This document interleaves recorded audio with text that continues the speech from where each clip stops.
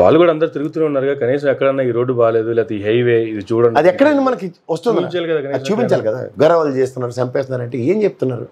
నేను ఆ వంతి గారి దగ్గర ఓ జీడి పిక్కలకి చిన్న ప్లాంట్, అది జస్ట్ ఏంటంటే పిక్కలు బ్రేక్ చేసి చెత్తని అండ్ జీడిపప్పుని వేరు చేస్తున్న దగ్గర ఒక 8 మంది 10 మంది కుటీర పరిశ్రమ అది. The way she stepped in to their this thing, అక్కడ నిలబడి ఇంటర్వ్యూ కూడా చేసిన sir. The reciprocation of those people, కృతజ్ఞత కనబడుతుంది. ఎస్, ఆవిడ చెప్తుంది నాకు పిల్లలకి చదువుకు అమ్మ కూడా వస్తుంది, 2 పిల్లలు చూపించింది, పెద్ద ఆవిడకి అక్కడ పెన్షన్ వస్తుంది, బ్రహ్మాండంగా ఉందయ్యా, జగన్మోహన్ రెడ్డి గారికి ఓటు వేయడానికి మేము సిద్ధంగా ఉన్నామని మాట్లాడుతాం. ఇప్పుడు మనుషులకి కృతజ్ఞతాభావం అన్న ఒక బంధానికి జగన్మోహన్ రెడ్డి తెరలేపాడు. కృతజ్ఞతారాహిత్యంతో మీరు చేసిన పనులకి కృతజ్ఞత కోసం ఎత్తుక్కుంటున్నారు. ఇది తెలుగుదేశానికి వైఎస్ఆర్సీపీకి ఉన్న తేడా. పైపచ్చు in the history of this thing ఏ ఎమ్మెల్యేని కనుక్కున్నా ఇన్నిసార్లు తిరిగాను సార్ అని చెప్తున్నాడు. అవును సార్, వీళ్ళు కనీసం ఆ నియోజకవర్గంలో ఎమ్మెల్యే ఎవరో కూడా సరిగ్గా తెలియని పరిస్థితి. 10 సార్లు కాళ్ళ మధ్యలో తిరుగుతుంటే ఊడికైనా ఏమొస్తుంది, కన్సర్న్ పెరగదు. అంతే సార్. ఇది ఎక్కడ లేదండి వాళ్ళ దగ్గర లేక, ఇది జరిగిన తర్వాత ఇది మనతో కాదు అంచేది ఏంటంటే మళ్ళీ ఆ పాత దరిద్రాన్ని మళ్ళీ ప్రజలు యాక్సెప్ట్ చేసేలాగా ఇతన్ని తిప్పితే సరిపోతుంది అనుకుంటున్నారు. అప్పుడు ప్రజలు ఎలా ఆలోచిస్తున్నారంటే, అరే ఈయన ఇంత కోసం మా కోసం చేస్తుంటే ఈయన తిడతారేట్రా బాబు, సార్ ఈయన గదులు ఏంది చేసినావు నువ్వు చెప్పంటే అబ్బదబ్బు చెప్పారు. ప్రజలు కూడా అలా ఓన్ చేసుకుంటున్నారు సార్, ప్రతి ఒక్కరు ఆబ్వియస్గా ఓన్ చేసుకుంటారు. ఇప్పుడు గ్రౌండ్లో మనం ఎప్పుడైనా సరే నా కష్టానికి ఏమేం నిన్న మీకు ఇంకో సర్ప్రైజింగ్ చెప్తా సార్. ఇలా వచ్చారు కదా, మీకు ఏమి ఇచ్చాడంటే ఒకడు నాకు చెప్పిన ఆన్సర్కి అయితే నాకు ఫ్యూచర్ ఎగిరిపోయింది. ఎంత ఇచ్చారు మీకు అని అడిగా, 3 లక్షలు ఇచ్చాడు సార్ అన్నాడు. ఈ లాస్ట్ 10 yearsలో 3 లక్షలు ఇచ్చాడు అన్నాడు. నాకు అర్థం కాదు, ఏమన్నా ఎటకారం చేస్తాడు అనుకున్నా. ఇంకొంచెం ముందుకెళ్ళి ఇంకో దత్తో ఎప్పటి ఇచ్చింటారు ఈ జనాలు తిరగడానికి అంటే 7 లక్షలు ఇచ్చాడు అన్నాడు. నాకు నోటండి మాట్లేదు, హింద్రీలు లక్షల్లో చెప్తాను. అప్పుడు ఫ్లాష్ అయింది నాకు, ఈయన డ్యూరింగ్ హిస్ టెన్యూర్ ఈ అమ్మఒడనో లేకపోతే విద్యాదేవనో విద్యా కానుకనో లేకపోతే పిల్లలకి చదివించిన విధానంలో ఏదో ఒక పథకం పెన్షన్ రూపంలోనో ఈ 9 నవరత్నాలతో వాళ్ళకి అందిన డబ్బులా అని వెనక్కి వెళ్ళి అడిగితే, అవును సార్ ఇట్లా వచ్చినాయి సార్ మాకు. అందులో ఒక అమ్మి రోజు 120 రూపాయలు కూలికి పనిచేస్తుంది అక్కడ. ఓకే, గర్భవతి. నాకు ఎంత ఆశ్చర్యం వేసిందంటే, వాళ్ళకి ఇంత చేయూత ఇస్తూ వాళ్ళ పని వాళ్ళు చేసుకుంటున్నప్పుడు ఆర్థిక పరిపుష్టి మనిషికి ఎలా ఉంటుంది? సార్ ఇది కదా ఆర్థిక స్వావలంబన. అంతేగా, దీని పట్ల అతను ఫోకస్ చేసినప్పుడు అతనికి పని ఎంత సులభం అవుతుందండి. అంతేగా సార్. అది చేస్తున్నాడు అతను, అది చేసాడు.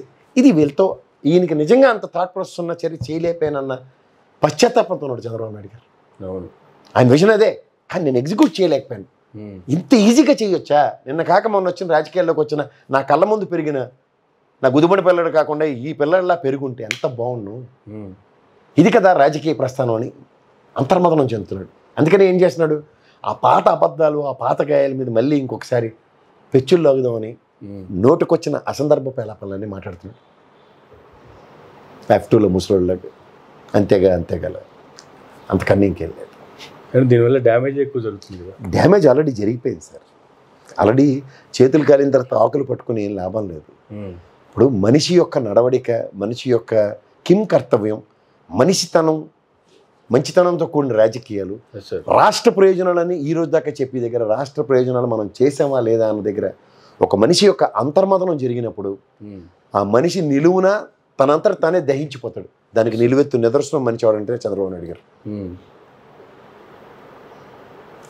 ఇంకా తను కుడెంట్ రెసిస్ట్ హిమ్సెల్ఫ్, నేను ఇవన్నీ చేయలేకపోయాను అని నా అంతరాత్మకు తెలుసు. ఇది జరిగిన తర్వాత దీన్ని ఎలా ఓవర్కమ్ కావాలో అతను కుదరక ఫ్రస్ట్రేషన్ అయిపోతాడు. మనం ఎవరైనా చూడు, ఇంట్లో చిన్నపిల్లలు ఇద్దరు గమనించండి, ఆడుకుంటూ ఉంటారు. వాడు ఏదో ఒక పెద్దోడు ఒక లాజిక్తో వాడు చెప్తాడు, ఈ చిన్నోడికి అది నచ్చదు. చిన్నోడు ఏం చేస్తాడు, ఇంకా ఫ్రస్ట్రేట్ అయిపోతాడు. వాడికి అర్థం కాక ఏం చేస్తాడు, పడాలని నన్ను కొట్టేసి డాడీ చూడండి వీడు అన్ని కంప్లైంట్ ఇస్తాడు. కానీ అక్కడ వాస్తవాన్ని మనం కూడా ఎందుకురా వాడు కొట్టుకుంటారు, వాడు చిన్నవాడు కదరా అని వీడి పక్కకి మనం కార్నర్ అవుతాం. కానీ పెద్దోడు మాత్రం ఈ స్టబర్న్. వాడు జగన్మోహన్ రెడ్డి అనుకోండి, చిన్నోడికి మీకు ఇద్దరికి మలయాళం సినిమా కనబడుతుంది. ఎందుకంటే వాడికి ఆల్టర్నేటివ్ అమ్మ ఉంటుంది. ఇవాళ ఆ అమ్మే ప్రజలు.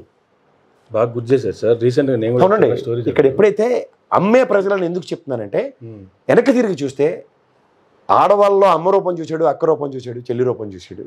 ఇవాళ ఆయన సంక్షేమం అంతా వాళ్ళేదైనా పెట్టాడు. అమ్మ నీకే, ఇప్పుడు చూడు పుట్టింట్లో తండ్రి ఆడపిల్లకి ఇస్తాడు, అమ్మ నువ్వు జాగ్రత్తగా ఉండే తల్లి అని. ఎందుకంటే తదనంతరం ఆయన ఉండడు. ఆడపిల్ల ఏదైనా పెడితేనే ఖచ్చితంగా చూసుకుంటుంది, కుటుంబాన్ని కాపాడుకుంటుంది అన్న భరోసా ఇస్తాడు. నెక్స్ట్ భార్య సంసారం విషయం అదే పని ఆయన చేసేసరికి ఇవాళ ఆర్థిక స్వావలంబనతో నిలబడి ఉన్నారు. ఇక్కడ డ్వాక్రా మహిళలు అన్నాడు, నెక్స్ట్ ఈ రుణమాఫీలు అన్నాడు. ఇవన్నీ నేను కూడా ఇదే డ్వాక్రా మహిళలో ఆర్థిక పరిపుష్టి చేద్దామనే కదా ఎంత తాపత్రయపడితే ఎందుకు బూమరంగ్ అయింది వెసెస్ జగన్మోహన్ రెడ్డి సక్సెస్ స్టోరీ. ఇక్కడ ఆయనకి అది ఫ్రస్ట్రేషన్ లీడ్ అవుతుంది. ఆ ఫ్రస్ట్రేషన్ నుంచి ఏంటంటే జనాలు ఎందుకు నాతో లేరు అన్న దగ్గర ఆయన ఆలోచించడం మనిషి. డ్వాక్రా సంఘాలు, మహిళలు ఎంతెంత చైతన్యంతో మనం చేస్తున్నాం, కానీ why they are not reciprocating అన్న దగ్గర. ఎందుకంటే తాత్కాలిక ఉపశమనం కాకుండా శాశ్వతంగా ఒక 5 సంవత్సరాల నిరంతర ప్రక్రియను గమనిస్తారు. అంతే కదా. It's a continuous writ of మ్యానమస్ తీర్పు కాదు, రిట్ ఆఫ్ డెమోక్రసీని జస్టిఫై చేసిన ఒక పార్టీ. దెన్ ప్రజలకు ఏమవుతుంది, ఒక కాన్ఫిడెన్స్ లెవెల్ ఎన్హాన్స్ అవుతాయి. 5 సంవత్సరాలు ఇతను చేశాడంటే ఇంకో 5 సంవత్సరాలు గ్యారంటీ అంటాడు. అంతే కదా. అప్పుడు ఏమవుతుంది, ఆ భరోసాతో ప్రజలు అంతేగా అంటారు. అది ఈయనకి తట్టుకోలేకపోతున్నాడు. ఇది మీరు గమనించండి. సార్ జగన్మోహన్ రెడ్డి గారిని సంగతి చూసుకుంటే కూడా చాలామంది, ఇప్పుడు చంద్రబాబు నాయుడు గారు కావచ్చు, పవన్ కళ్యాణ్ గారు కావచ్చు, వీళ్ళ లీడర్లు కావచ్చు, ఇష్టం వచ్చినట్టు మాట్లాడుతున్నారు, ఇష్టం వచ్చినట్టు తిరుగుతున్నారు, ఇష్టం వచ్చిన బట్టగాల్చి ముఖానేస్తున్నారు. కానీ ఆయన ప్రతిదానికి ఒక చిరునవ్వుతో సైలెంట్కి వెళ్ళిపోతున్నారు, వర్క్ చేసి చూపిస్తున్నారు. ఇది జగన్మోహన్ రెడ్డి అంటే అని చెప్పి ప్రజలే రివర్స్లో వీళ్ళ మీద పడేలాగా చేస్తున్నారు. ఇప్పుడు మీకు సింపుల్ సార్, దారిన పోయిన దరిద్రాన్ని అంతటిని ఎత్తుకుంటే పని అవ్వదు. దానికి సింప్లిఫైడ్ సొల్యూషను, నాకు ఇచ్చిన పని ఏంటి, నేను చేయవలసిన పని ఏంటి, అదే ఏం కర్తవ్యం అంటే. ఆ పని ప్రజాస్వామ్యంలో నన్ను అక్కడ కూర్చోబెట్టారు. నేనేం చేయాలి, 5 సంవత్సరాలు నేను చెప్పిన మాట నిలబెట్టి చూపించాలి. అదే పని చేసాడు ఆయన. That is the success story between people and Jaganmohan Reddy. అందుకని వాళ్ళ నాయకులు 175 నియోజకవర్గాల్లో మేము జగన్మోహన్ రెడ్డి గారి ప్రతిరూపాలని చెప్పుకుంటున్నారు. ఈ తేడా గమనించమనండి. ఇది ఎప్పుడైతే ఒక లీడర్ అండ్ లీడర్షిప్తో నడిపిస్తున్న విధానానికి 175 మంది ఒక డ్రైవింగ్ ఫోర్స్ కింద వెళ్తున్నారు అనుకోండి. ఇప్పుడు మనం చూడండి, గతంలో అశ్వరూరుడైన అని కథలు చదివాను. అశ్వని 8నో 12నో 14నో కట్టినప్పుడు అవి ఒకే పేస్తో కనుక పరిగెట్టగలిగితే గమ్యం చేరడం చాలా సులువు అవుతుంది. ఇవాళ ఈ 175 మందిని అశ్వాల కింద తయారు చేసుకున్న జగన్మోహన్ రెడ్డి ఒకే పేస్లో పరిగెట్టే విధానానికి తెరలేపాడు. అప్పుడు ఆయన పని సులువు అవుతుందా? ఈయన ఎర్రిపైల్ని, ముర్రిపైల్ని, డోరిపైల్ని తెచ్చి కట్టుకొని వీటితో నేను సమూజ్జిగా వెళ్ళగలను అన్న దగ్గర వెనక చూస్తే లెగసీ ఉంది, ముందు చూస్తే నిస్సహాయ స్థితిలో ఉన్న గుడ్డి కుంటి గుర్రాలు ఉన్నాయి. సో నేను ఈ గుడ్డి కుంటి గుర్రాలకి మరమ్మతులు చేయలేకపోయాను, కొత్త గుర్రాలను ప్రతిష్ఠించలేకపోయాను అన్నప్పుడు నువ్వు యుద్ధానికి ఏ ప్రాతిపదిక మీద వెళ్తావు అన్నది ప్రశ్న. అంతేగా. అప్పుడు ఏమవుతుంది, నావి గుర్రమే కదా అన్న మాటే చంద్రబాబు నాయుడు గారు జస్టిఫై చేస్తున్నారు. బట్ సమాయత్తమై నేను దేనికి సిద్ధంగా ఉన్నాను, నా 175 మంది కళ్ళు నా దగ్గర ఉంది, నేను వెదిలిస్తే ఆ ఫోర్సు నేను కాదు వాళ్ళు నన్ను తీసుకెళ్తారన్న భరోసా ఈయనకుంది. వెనకాల ఆయన ఉన్నాడు కాబట్టి మేము వెళ్ళగలమన్న భరోసా వాళ్ళకుంది. ఇక్కడ ముందున్న వాళ్ళకి వెనక ఆయన మీద భరోసా లేదు, ఈయనకి వీళ్ళకి భరోసా లేదు. అప్పుడు ఏమవుతుంది, ఎవరిదారు వాడిదే కదా. లాస్ట్కి ఎవరి ధర వాడిది అయినప్పుడు అందరిది గోదావరి అవుతుంది.